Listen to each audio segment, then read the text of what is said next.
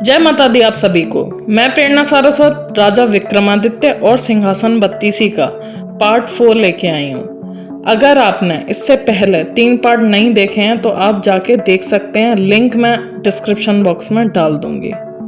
तो राजा विक्रमादित्य के सिंहासन बत्तीसी में जो तीसरी पुतली लगी थी उसका नाम था चंद्रकला। अब जब राजा भोज उस सिंहासन पर बैठने के लिए अगले दिन फिर से गए तो उस सिंहासन में से तीसरी पुतली प्रकट हुई जिसका नाम था चंद्रकला। अब उसने भी राजा विक्रमादित्य के गुणगान में एक कहानी सुनाई जो मैं आपको सुनाने जा रही हूँ। एक बार भाग्य और पुरुषार्थ के बीच बहस हुई कि उन दोनों में से सबसे बड़ा कौन है। भाग्य ने कहा कि हर किसी को जो भी मिलता है वो भाग्य की वजह से ही मिलता है। ये सुनकर पुरुषार्थ कहने लगा कि बिना मेहनत के कोई भी चीज प्राप्त नहीं की जा सकती। दोनों के बीच कई दिनों तक इस बात को लेकर बहस होती रही। देखते ही देखते बात इतनी बढ़ गई कि उन दोनों को समाधान के लिए देवताओं के राजा इंद्र के पास जाना पड़ा। दोनों इंद्रदेव के पास पहुंचे और इस सवाल का जवाब मांगने लगे, लेकिन मामला बहुत गंभीर था। अब जब इंद्रदेव को कुछ समझ नहीं आया तो उन्होंने उन दोनों को राजा विक्रमादित्य के पास जाने की सलाह दी। उन्होंने कहा कि राजा विक्रमादित्य ही केवल इस सवाल का जवाब दे सकते हैं। इतना सुनते ही भाग्य और पुरुषार्थ दोनों ने इंसान का रूप धरा और वो विक्रमादित्य के पास पहुंच गए।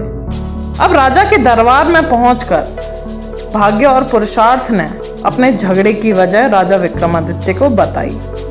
उस वक्त विक्रमादित्य को भी इतना कोई उचित जवाब नहीं सूझा। तब राजा ने दोनों से 6 महीने का समय मांगा। इस दौरान भाग्य और पुरुषार्थ के सवाल का उन्हें कोई जवाब समझ नहीं आया तो राजा विक्रमादित्य एक साधारण इंसान का भेष रखकर अपने राज्य में चले गए, परंतु उनको फिर भी इस सवाल का कोई जवाब नहीं मिला। फिर उन्होंने दूसरे राज्य में भेष बदलकर जाने का फैसला किया। ऐसा करते करते राजा कई राज्यों में पहुंचे, लेकिन उन्हें अपने सवाल का कोई जवाब नहीं मिला।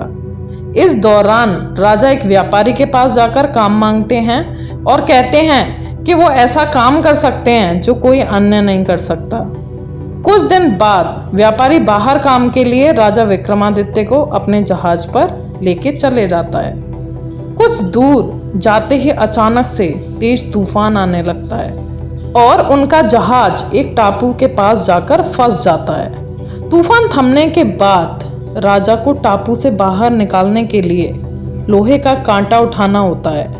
व्यापारी ने राजा को उसे उठाने के लिए कहा।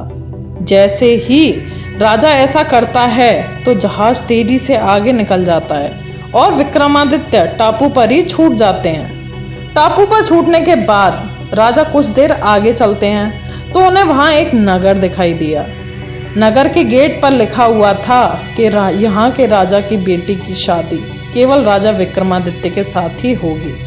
ये पढ़कर राजा थोड़ा चौंक गए और महल में चले गए। वहां पहुंचते ही उनकी मुलाकात राजकुमारी से होती है। कुछ दिनों के बाद दोनों की शादी हो जाती है। महल में कुछ दिन बिताने के बाद राजा विक्रमादित्य अपनी पत्नी और राज्य की राजकुमारी को लेकर अपने राज्य की ओर निकल जाते हैं। रास्ते में राजा की भेंट एक सन्यासी से होती है। वो सन्यासी बहुत ही चमत्कारी होता है। उसके पास एक छड़ी होती है और एक माला होती है। वो राजा विक्रमादित्य को दे देता है। सन्यासी ने राजा को बताया कि इस माला को पहनने वाला व्यक्ति अदृश्य हो जाता है और छड़ी से सोने से पहले जो भी मांगा जाए वो मिल जाता है। राजा सन्यासी को उपहार के लिए धन्यवाद देकर आगे बढ़ने लगते हैं। अब जब राजा महल पहुंचते हैं तो राजकुमारी को अंदर कमरे में भेज देते हैं और खुद बगीचे में चले जाते हैं। वहां उनकी मुलाकात एक गायक और ब्राह्मण से होती है। दोनों ने राजा को बताया कि वो इस दिन का सालों से इंतजार कर रहे थे। राजा विक्रमादित्य ने पूछा कि ऐसी क्या बात थी कि वो सालों से इस दिन का इंतजार कर रहे थे। दोनों ने बताया कि वो गरीब हैं और सालों से बगीचे में ये सोचकर मेहनत कर रहे हैं कि एक दिन राजा उनके सब दुखों को दूर कर देंगे। इतना सब सुनते ही राजा ने सन्यासी से मिली माला गायक को दे दी और छड़ी ब्राह्मण को दे दी। उसके बाद राजा अपने दरबार में चले गए। 6 महीने बीतने के बाद भाग्य और पुरुषार्थ दोनों फिर से राजा के पास आए। विक्रमादित्य उन दोनों को बीते 6 महीने की सभी घटना सुनाते हैं। अब राजा विक्रमादित्य भाग्य और पुरुषार्थ को समझाते हैं कि तुम दोनों एक दूसरे के पूरक हो, ना तुम में से कोई बड़ा है और ना ही छोटा। तो दोनों राजा का ये जवाब सुनकर संतुष्ट हो जाते हैं और वहां से चले जाते हैं। इतनी कहानी कहकर जो तीसरी पुतली थी वो विक्रमादित्य के सिंहासन से उड़कर चली जाती है। तो ये थी तीसरी पुतली की कहानी। अगर आपको ये कहानी पसंद आई हो तो आप चैनल को लाइक, सब्सक्राइब और शेयर कर देना। जय माता दी, हर हर महादेव।